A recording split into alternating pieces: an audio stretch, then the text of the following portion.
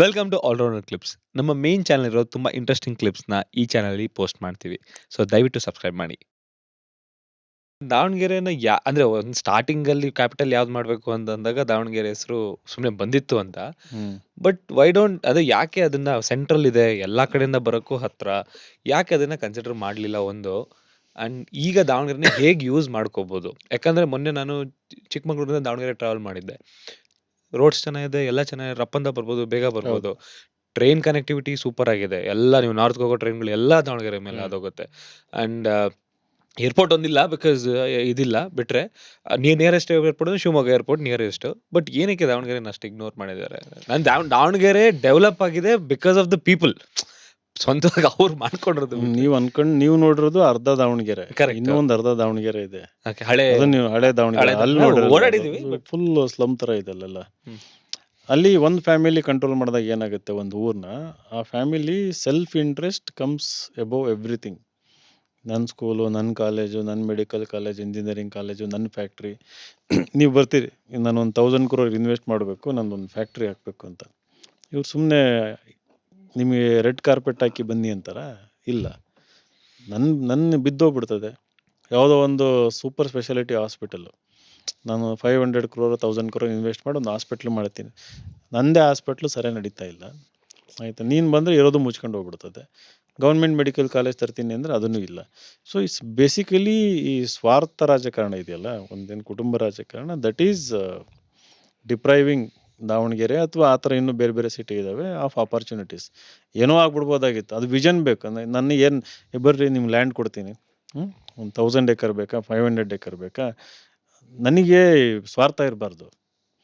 ನನ್ನ city develop ಆಗಬೇಕು, ಜಾಸ್ತಿ ಜನ ಎಲ್ಲ ಕಡೆಯಿಂದ ಬೆಂಗಳೂರಿಗೆ ಹೆಂಗೆ ಬರ್ತಾರೋ ಅವ್ರು ಹಿಂಗೆ ಬರ್ಬೇಕು, ಇಲ್ಲಿ ನೆಲೆಸ್ಬೇಕು, ಎಲ್ಲ ರಿಯಲ್ ಎಸ್ಟೇಟ್ ಬೂಮ್ ಆಗಲಿ, ಎಜುಕೇಷನ್ನು, ಹೆಲ್ತ್ ಕೇರ್ ಎಲ್ಲ ಬೂಮ್. ಆ ಥಾಟ್ ವಿಷನ್ ಇರ್ಬೇಕು ತಾನೆ. ಅಲ್ಲಿಲ್ಲ, ಪೊಲಿಟಿಷಿಯನ್ಸಿಗೆ ಅಲ್ಲಿಲ್ಲ. That is the major issue. ಇದು ಈ ನಮ್ಮ ಡೆಮೋಕ್ರಸಿನಲ್ಲಿ ಇದು ಹೆಂಗಾಯಿತು ಅಂತ ನಾನು ಯೋಚನೆ ಮಾಡ್ತೀನಿ. ವಿಷನ್ ಇಲ್ಲದೆ ಇರೋರು, ಇಷ್ಟೊಂದು ಸ್ವಾರ್ಥಿಗಳು, ಈ ಲಸ್ಟ್ ಫಾರ್ ಮನಿ, ಎಲ್ಲ ಬೇಕು, ಕಿತ್ತು ತಿನ್ಬೇಕು ಅನ್ನೋರು, ಅವ್ರು ಬಂದು ಅಧಿಕಾರದಲ್ಲಿ ಕೂತ್ಕೊಂಡ್ಬಿಟ್ಟು ಒಂಥರ ಸರ್ವಾಧಿಕಾರಿಗಳ ಥರ ಆಡ್ತಾರೆ.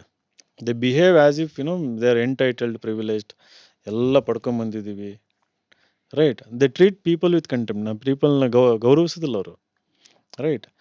ಬೇಸಿಕ್ ಫೆಸಿಲಿಟೀಸು ಕೊಡೋದಿಲ್ಲ. ಸೊ ಇದು ಪ್ರಾಬ್ಲಮ್ ಆಗಿರೋದು. ವಿಷನ್ ಇರ್ಬೇಕು ತಾನೆ ಅವರಿಗೆ, ಒಂದು ವಿಷನ್ ಇರಬೇಕು. ಹೋಗಿ ಈಗ SM ಕೃಷ್ಣ ಇದ್ರು, ಸಿಂಗಾಪುರ್ ಥರ ಮಾಡ್ತೀನಿ ಅಂತ.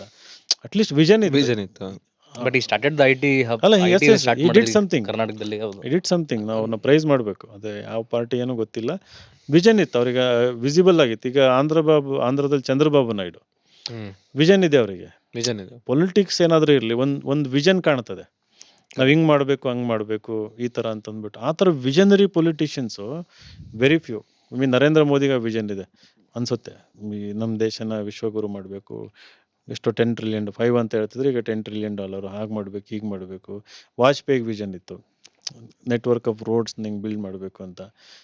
ಮೇ ಬಿ ಮನಮೋಹನ್ ಸಿಂಗ್ಗೂ ಒಂದು ವಿಷನ್, ಎಕನಾಮಿಕ್ ಅವ್ರಿಗೂ ಇತ್ತು.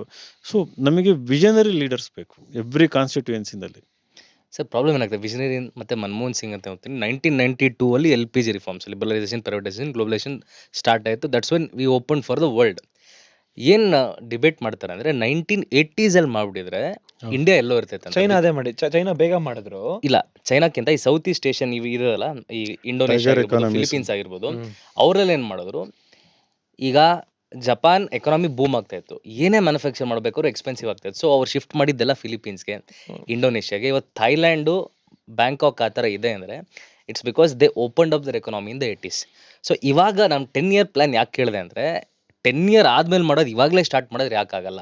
V can change a lot of things if we start now ಅಂತ. ಅಲ್ಲ, ಮ್ಯಾನ್ ಪವರ್ ಇದೆ ಅಲ್ಲಿ, Heavy ಇದಾರೆ. ನಾರ್ತ್ ಕರ್ನಾಟಕದಲ್ಲಿ ಮ್ಯಾನ್ ಪವರ್ ಇದೆ. ಎಜುಕೇಶನ್ ಡಿಬೇಟಬಲ್, ಬಟ್ ಅಲ್ಲ, ಇವನ್ ಅಲ್ಲಿ ತೊಗೊಂಡೋಗ್ಬೇಕು ಇನ್ವೆಸ್ಟ್ಮೆಂಟ್ನ. ಬೆಂಗಳೂರು ಸಾಕು, ಸ್ಯಾಚುರೇಟ್ ಆಗಿದೆ, ಆಯಿತಾ? ನೀವೇನು ಕ್ವಿನ್ ಸಿಟಿ ಅಂದ್ರೆ ಅದು ಇರ್ಬೋದು, ಏರ್ಪೋರ್ಟ್ಸ್ ಇರ್ಬೋದು, ಈ ಥರ ಹಬ್ಸ್ಗಳ್ನ ನೀವು ಅದಕ್ಕೆ ಬೇಕಾಗಿರೋಂಥ ಒಂದು ಫೆಸಿಲಿಟಿ ಕ್ರಿಯೇಟ್ ಮಾಡಿದರೆ. ಫಾರ್ ಎಕ್ಸಾಂಪಲ್, ಹಳ್ಳಿನಲ್ಲಿ ಯಾಕೆ ಡಾಕ್ಟ್ರ್ ಬಂದು ವರ್ಕ್ ಮಾಡಲ್ಲ ಅಂತಂದರೆ, ಅಲ್ಲಿ ಅವ್ರಿಗೆ ಮಲ್ಕೊಳ್ಳೋಕ್ಕೂ ಜಾಗ ಇಲ್ಲ, ಕೂತ್ಕೊಳ್ಳೋಕ್ಕೂ ಸರಿ ಇರೋದಿಲ್ಲ, ಸೊಳ್ಳೆ ಇರ್ತದೆ. ಒಬ್ಬ ಡಾಕ್ಟರ್ ಬಂದು ಹಳ್ಳಿನ ಕೆಲಸ ಮಾಡಬೇಕಂದ್ರೆ ಅವನಿಗೆ ಒಂದು ಚೆನ್ನಾಗಿ ಮನೆ ಕಟ್ಸ್ಕೊಡಿ, ಆಯಿತಾ? 1-1.5 ಲಕ್ಷ ಸಂಬಳ ಕೊಡಿ, ಅಲ್ಲೇ ಇರ್ತಾರೆ ಅವ್ರು. ಅವ್ರ ಮಕ್ಕಳ ಎಜುಕೇಷನ್ಗೆ ಇದು ಮಾಡಿಕೊಡಿ ಅಂತ. ಹಂಗೇನೆ ಒಂದು ರೀಜನ್ ಡೆವಲಪ್ ಆಗಬೇಕು ಅಂತಂದಾಗ ಯಾರೋ ದೊಡ್ಡ ಇನ್ವೆಸ್ಟರ್ ಬರ್ತೀನಿ ಅಮೇರಿಕದಿಂದ ಹಿಂಗೆ ಬರ್ತೀನಿ ಅಂತಂದಾಗ ಅವ್ರಿಗೆ ಬೇಕಾಗಿರೋ ಒಂದು ಫೆಸಿಲಿಟೀಸ್ ಬೇಕಲ್ವಾ. ಕರೆಕ್ಟ್. ನಾವು ಕ್ರಿಯೇಟ್ ಮಾಡಲ್ಲ. ಆ ಊರಲ್ಲಿ ಒಂದು ಪಾರ್ಕ್ ಇರಬೇಕು, ಲಿವಿಂಗ್ ಕ್ವಾಲಿಟಿ ಚೆನ್ನಾಗಿರ್ಬೇಕಾಗುತ್ತೆ, ಬ್ರಾಡ್ ದೊಡ್ಡ ರೋಡ್ಗಳು ಇರಬೇಕಾಗುತ್ತೆ, ಸ್ಟ್ರೀಟ್ ಲೈಟ್ಗಳು ಇರಬೇಕಾಗುತ್ತೆ, ಮೊಬಿಲಿಟಿ ಈಸ್ ಇರಬೇಕು, ಕ್ರೈಮ್ ರೇಟ್ 0 ಇರಬೇಕಾಗುತ್ತೆ.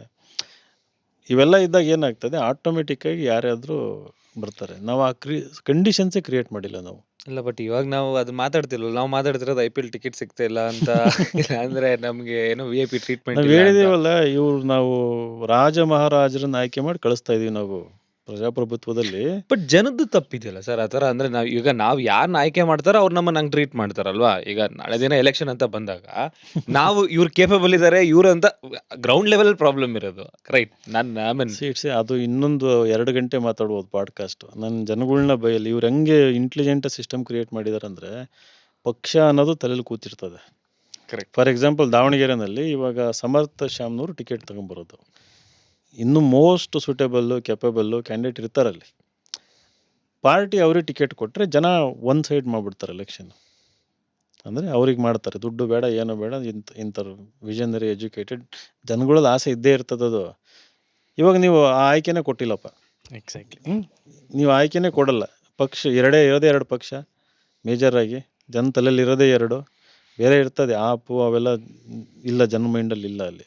ಈಗ ಆ ಪಕ್ಷಕ್ಕೆ ಐಡಿಯಾಲಜಿಗೆ ಬದ್ಧರಾಗಿರೋಂಥವ್ರು, ಯಾವ ತಲತಲಾಂತರದಿಂದ ಬಂದಿರೋಂಥವ್ರು ಈಸಿಯಾಗಿ ಬಿಟ್ಟು ಹೋಗಲ್ಲ ಅದನ್ನು, ಆಯಿತಾ. ಇಷ್ಟನೋ ಇಷ್ಟ ಇಲ್ಲನೋ ಪಕ್ಷದ ಹೆಸರಲ್ಲಿ ಓಟ್ ಹಾಕ್ಬಿಡ್ತಾರೆ, ಕೊನೆಗೆ ದುಡ್ಡು ಚೆಲ್ತಾರೆ, ಇನ್ನೇನೇನೋ ಮಾಡ್ತಾರೆ, ಜಾತಿ ಯೂಸ್ ಮಾಡ್ತಾರೆ, ರಿಲಿಜನ್ ಯೂಸ್ ಮಾಡ್ತಾರೆ, ಇನ್ನೇನೇನೋ. ಈ ಕಡೆನೂ ಹಂಗೇನೆ, 2 ಪಕ್ಷದ ಹೇಳ್ತಾರೆ, ಈ ಕಡೆ ಪಕ್ಷನೂ ಹಂಗೇನೆ. ಜನಕ್ಕೆ ಇಷ್ಟ ಇಲ್ಲದೆ ಒಂದು ಕ್ಯಾಂಡಿಡೇಟ್ ಕೊಟ್ಟಾಗ ಏನಾಗ್ತದೆ, ಯಾರೋ ಒಬ್ರಿಗೆ ಹಾಕ್ಬೇಕಲ್ವಾ. ಹಿಂಗೆ ಇಬ್ಬರು ಪಕ್ಷದವರು ಸರ್ವೆ ಮಾಡಿ ನಮ್ಮ ಕ್ಷೇತ್ರದಲ್ಲಿ ತುಂಬ ಟ್ಯಾಲೆಂಟೆಡ್ ಆಗಿರೋರು, ಜನಗಳ ಜೊತೆ ಬೆರ್ತಿರೋರು, ಕೆಲಸ ಮಾಡೋರು ಇದ್ದಾರೆ ಅಂತ ಕೊಟ್ಟರೆ democracy will be very healthy democracy. ಜನ ಇಬ್ಬರನ್ನೂ ವೇ ಮಾಡಿ ನೋಡ್ತಾರೆ. ಈಗ ಹಂಗಲ್ಲ, ಕ್ಯಾಂಡಿಡೇಟ್ಗಳು ನೋಡಲ್ಲ ಇವಾಗ, ರೈಟ್. ಇವ್ರು ನೋಡೋ ಅಂಥದ್ದೇನು ಪಕ್ಷ, ಆಮೇಲೆ ಲಾಸ್ಟ್ ಮಿನಿಟಲ್ಲಿ ಹೆಂಗೆ ಖರ್ಚು ಮಾಡ್ತಾರೆ, ಯಾವ ರೀತಿ ಇನ್ಫ್ಲೂಯೆನ್ಸ್ ಮಾಡ್ತಾರೆ, ನ್ಯಾರೇಟಿವ್ ಬಿಲ್ಡ್ ಮಾಡ್ತಾರೆ, ವೇರಿಯಸ್ ಫ್ಯಾಕ್ಟರ್ಸ್ ಕಂಬೈನ್ ಟುಗೆದರ್ ನಮ್ಮ ದೇಶ ಹಾಳು ಮಾಡ್ತದೆ. ಜನದ ತಪ್ಪಿಲ್ಲ. ನೀವು ಒಳ್ಳೆ ಕ್ಯಾಂಡಿಡೇಟ್ ಕೊಡಿ,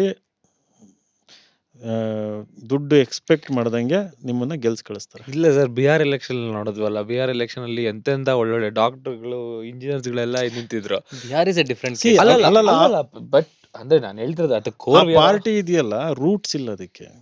ಈಗ ಈ ವಿಜಯ್ದು ಹಂಗೆ ಆಗೋದಿಲ್ಲ. ಟಿವಿಕೆ. ಟಿವಿಕೆದು ಅವರು ವೋಟ್ ಶೇರ್ ಕೇಳ್ತಾರೆ, ಕ್ಯಾಂಡಿಡೇಟ್ಗಳು ವಿನ್ ಆಗಲ್ಲ. ಮೇ ಬಿ ಒಂದು 15-20 ಜನ ವಿನ್ ಆಗ್ಬೋದು, ಅದು ಬಿಗ್ ನಂಬರ್. ನಂಗೆ ವಿಜಯ್ ಗೆಲ್ತಾರೋ ಇಲ್ಲೋ ಡೌಟ್ ಇದೆ ಸರ್, ಟು ಬಿ ವೆರಿ ಅಲ್ಲ, ಆನೆಸ್ಟ್. ಹೇಳ್ತಾ ಇರೋದು ಅದನ್ನೇ ಹೇಳ್ತಾ ಇರೋದು. ಅದು ಸೆಲೆಬ್ರಿಟಿ ನೋಡಕ್ ಬರ್ತಾರೆ, ಸೆಲೆಬ್ರಿಟಿ ವ್ಯಾಲ್ಯೂ ಇದೆ, ಎಲ್ಲ ಇದೆ. ನಮ್ಮ ದೇಶದಲ್ಲಿ ಈ ಅಭಿಮಾನ ಅನ್ನೋದು ವೋಟಾಗಿ ಕನ್ವರ್ಟ್ ಆಗ್ಬೇಕಂದ್ರೆ ಲಾಂಗ್ ರೂಟ್ ಇದೆ ಅದು, ಆಯ್ತಾ. ಅದು ಒಂದು ದೊಡ್ಡ ಮೇಜರ್ ಪಕ್ಷದೊಳಗಿಂದ ಹೋಗ್ಬೇಕು, ರೈಟ್.